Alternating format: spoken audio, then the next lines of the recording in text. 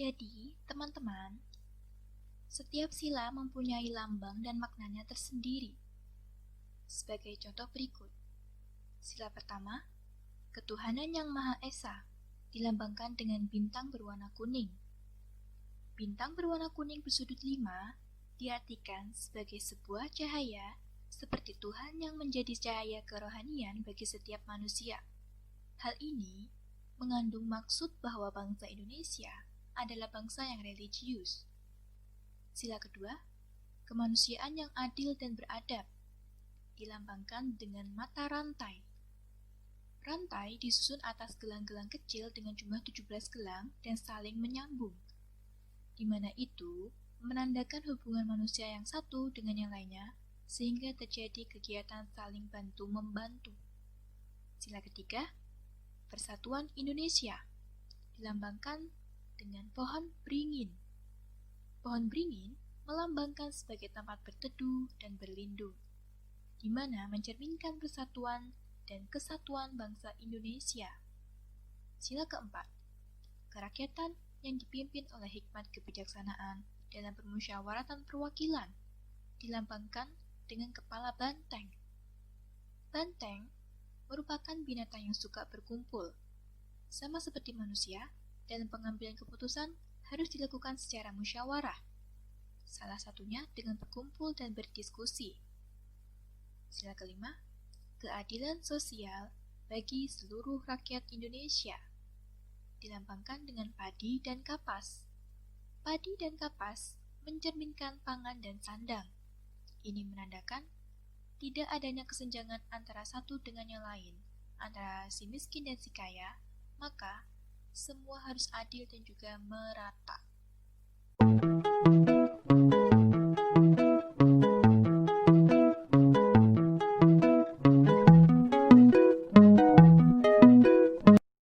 Mille pattes, jou, jou, jou, jou, jou, jou. Mille pattes à quatre couches, miam, miam, miam. Mille pattes, jou, jou, jou, jou, jou, jou, jou, jou, jou. Mille pattes, jou, jou, jou, jou, jou, jou. Mille pattes à quatre couches, miam, miam, miam.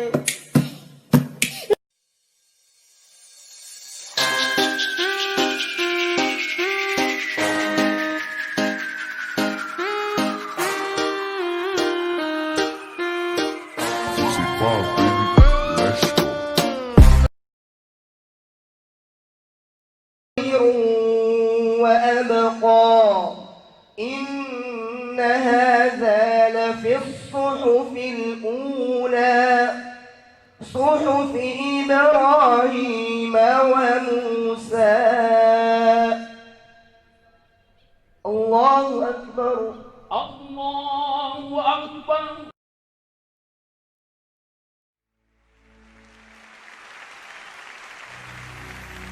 Pernahkah kita berpikir bahwa hidup ini adalah sebuah anugerah demi anugerah dalam hidup kita? Kalau seandainya saja kita disuruh bayar untuk nafas kita, kita tidak akan pernah sanggup.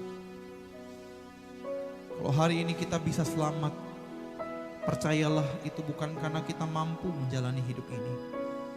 Kalau hari ini kita masih bisa menjejakkan kaki di tempat ini, itu bukan karena kita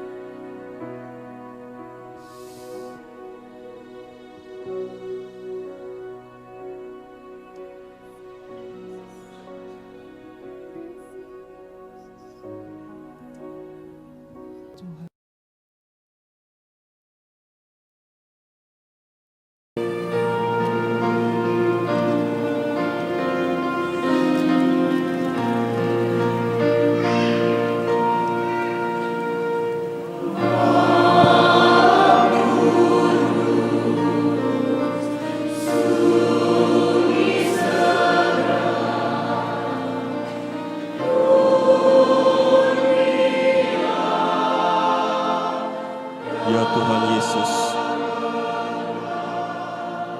selamat datang di dunia.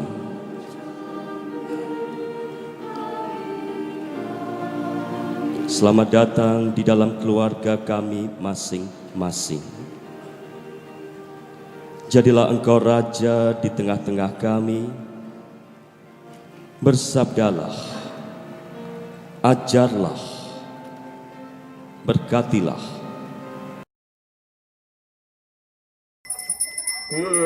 Yang jadi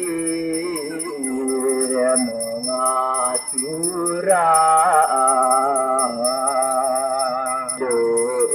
itu sarang sami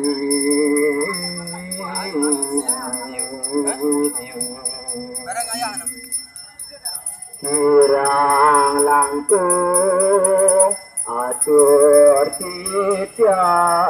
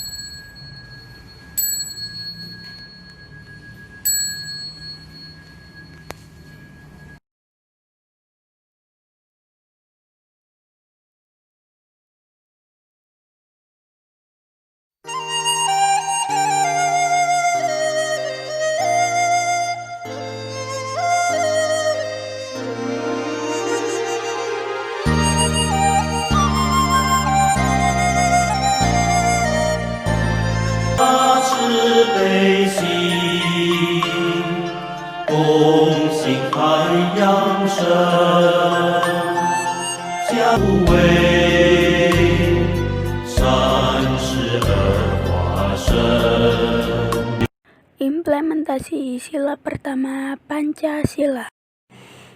Yang pertama, percaya dan takwa kepada Tuhan Yang Maha Esa sesuai dengan agama dan kepercayaan masing-masing. Pemahaman percaya dan bertakwa ini berimplikasi bahwa setiap pemeluk agama dan kepercayaan harus memahami ajaran agama dan melaksanakan dengan baik dan benar dalam kehidupan sehari-hari. Pemahaman agama dapat dilaksanakan dengan memberikan pendidikan serta kemampuan belajar tentang agama, tentang apa yang harus dijalankan dan apa yang dilarang oleh Tuhan. Oleh sebab itu, segala macam bentuk amal perbuatan atas dasar keyakinan agama harus didasarkan pada ilmu pengetahuan dan proses pembelajaran. Bentuk-bentuk amalan dan perbuatan dengan dasar keyakinan agama tanpa didasari ilmu dan proses belajar dari setiap individu akan menyebabkan kekurang yakinan akan ketuhanan dan bisa terjadi kesalahan dan menjalankan perintah Tuhan. Yang kedua, saling menghormati dan bekerja sama antara pemeluk agama dan penganut kepercayaan yang berbeda sehingga terbina kerukunan hidup. Pancasila sesuai dengan butir kedua sila pertama menghendaki adanya kerjasama antara pemeluk agama dan kepercayaan untuk mencapai kerukunan hidup umat bersama. Bekerja sama diartikan bahwa setiap pemeluk agama melakukan pekerjaan secara bersama-sama menurut kesepakatan sehingga terjadi persatuan dalam suatu wilayah. Seperti diketahui bahwa agama dan kepercayaan setiap warga negara adalah berbeda. Namun demikian, setiap warga negara diharapkan dapat bekerja sama untuk urusan sosial dan kemasyarakatan sehingga tercipta kerukunan antara umat beragama sesuai agamanya. Dan di dalam masyarakat yang berbeda-beda agama dan kepercayaan, pemeluk Islam, Kristen, Katolik, Hindu, Buddha, Konghucu, dan aliran kepercayaan tetap menjalankan agama dan kepercayaannya, dan di masyarakat dapat membuat kesepakatan untuk bekerjasama dalam berbagai hal seperti penanggulangan kemiskinan dan peningkatan perekonomian, pengamanan lingkungan, perbaikan sarana prasarana, peningkatan kesehatan, olahraga, pendidikan, dan segalanya. Yang ketiga, saling menghormati dan kebebasan menjalankan ibadah sesuai dengan agama dan kepercayaan masing-masing. Setiap pemeluk agama dan kepercayaan dapat menjalankan ibadah sesuai dengan agamanya dengan perasaan bebas, aman, dan nyaman. Penganut agama Islam dapat beribadah di masjid, umat Kristen dan Katolik beribadah di gereja, umat Buddha di wihara, umat Hindu di pura, umat Konghucu di kelenteng, dan bermacam bentuk tempat ibadah lain. Setiap warga negara harus bekerja sama agar setiap pemeluk agama dapat beribadah sesuai dengan agamanya. Setiap warga negara tidak boleh menghalangi, mengganggu, bahkan menghancurkan peribadatan agama lain. Oleh sebab itu, setiap warga negara dapat bermusyawarah dan bekerja sama untuk menentukan tempat-tempat ibadah yang sesuai dengan kebutuhan dan fungsinya. Tidak berlebihan dan tidak memaksakan antar satu agama dengan agama lain. Seyogianya, ibadah agama dilaksanakan di tempat peribadatan yang sudah ditentukan dan layak dengan prinsip tidak mengganggu ketentraman masyarakat. Yang keempat, tidak memaksakan suatu agama dan kepercayaan kepada orang lain. Ketakwaan mengharuskan penerimaan kebenaran Tuhan kepada umat manusia sesuai agama dan kepercayaannya. Dalam masyarakat dengan jumlah agama dan kepercayaan lebih dari satu, tidak boleh ada pemaksaan agama dari satu agama ke agama lain dengan cara apapun. Oleh sebab itu, toleransi beragama harus dikembangkan sejak dini. Keyakinan bahwa agamaku adalah agamaku dan agamamu adalah agamamu harus ditekankan kepada setiap warga negara. Implementasi sila pertama Pancasila pada berbagai aspek. Yang pertama, implementasi sila pertama pada aspek pendidikan. Aspek pendidikan merupakan aspek penting dalam upaya membangun manusia Indonesia seutuhnya. Negara yang maju dan memiliki potensi akan maju dapat dilihat dari rata-rata pendidikannya. Seluruh nilai-nilai yang ada pada sila-sila di Pancasila harus diimplementasikan pada kegiatan berbangsa dan bernegara di Indonesia. Salah satunya pada kegiatan pendidikan. Pendidikan merupakan hal yang sangat penting dan harus ada pada sebuah negara karena pendidikan merupakan hak dasar yang harus diperoleh manusia untuk mencapai tujuan hidupnya. Dengan pendidikan, derajat manusia dapat terangkat dan dengan pendidikan pula tujuan bangsa dapat dicapai dengan sumber daya manusia yang terampil. Tak terkecuali nilai-nilai yang terdapat pada sila pertama Pancasila.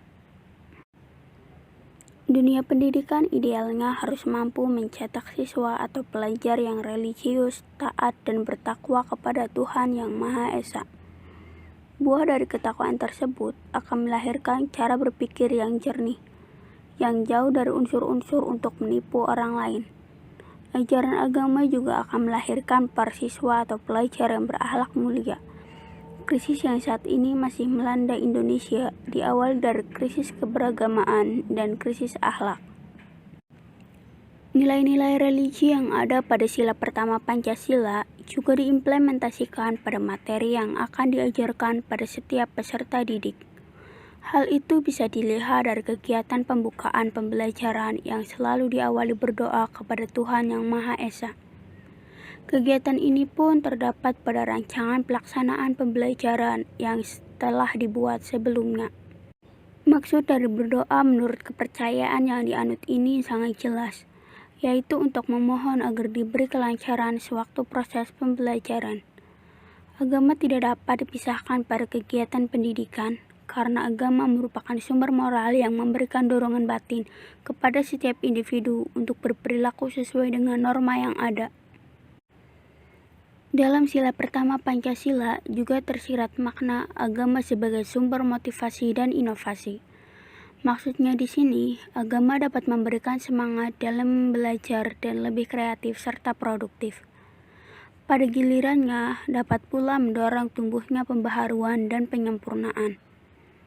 Dalam ajaran setiap agama, pasti salah satunya terkandung perintah untuk menuntut ilmu. Maka berawal dari sinilah bisa dikatakan proses pendidikan dimulai. Di negara Indonesia sendiri, pendidikan merupakan sarana yang digunakan untuk mencapai tujuan pembangunan nasional. Dalam usaha mewujudkan cita-cita tersebut, tentunya tidak melalui proses yang mudah. Maka dari itu, kegiatan pendidikan sebagai sarana untuk mencapai tujuan tersebut membutuhkan implikasi sila pertama Pancasila sebagai sumber penyatuan dalam pelaksanaan pembangunan nasional. Agama dapat mengintegrasikan atau menyatukan dan menyerasikan segenap aktivitas manusia, baik individual maupun sebagai anggota masyarakat. Dengan adanya kesamaan dalam ketakwaan terhadap Tuhan Yang Maha Esa maupun kebersamaan sebagai makhluk sosial, timbul rasa persatuan sebagai makhluk sosial. Dengan demikian, rasa persatuan sebagai bangsa Indonesia akan terjadi dengan sendirinya. Yang kedua, implementasi sila pertama pada aspek ekonomi.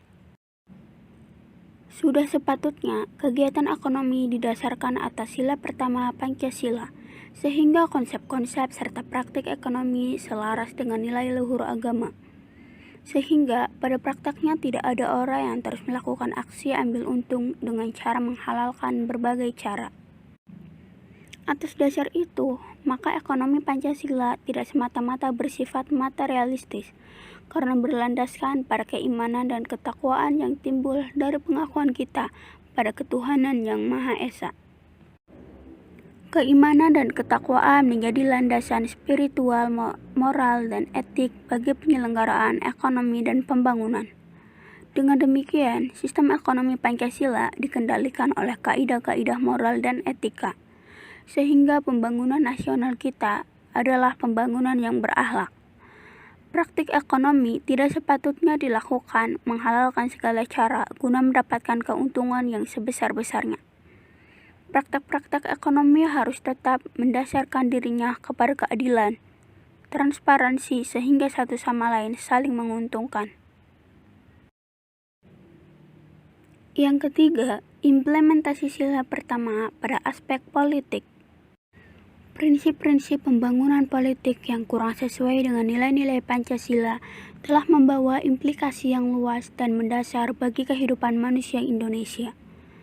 Pembangunan bidang ini boleh dikatakan telah gagal mendidik masyarakat agar mampu berpolitik secara cantik dan etis, karena lebih menekankan pada upaya membangun dan mempertahankan kekuasaan. Implikasi yang paling nyata dapat dilihat dalam pembangunan bidang hukum serta pertahanan dan keamanan.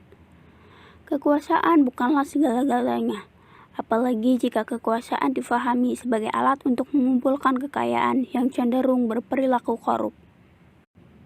Kekuasaan adalah alat untuk mengabdi kepada bangsa dan negara, alat untuk mensejahterakan rakyat, alat untuk mengangkat yang miskin menjadi sejahtera, dan hal-hal lain yang positif. Oleh karena itu, kekuasaan atau politik harus bersandar kepada Pancasila, terutama sila pertama. Setiap aktivitas politik apapun harus diinsyafi bahwa Tuhan senantiasa melihatnya. Dengan demikian, tidak ada ruang sedikit pun untuk menggunakan kekuasaan demi kepentingan pribadi, terlebih menghalalkan segala cara.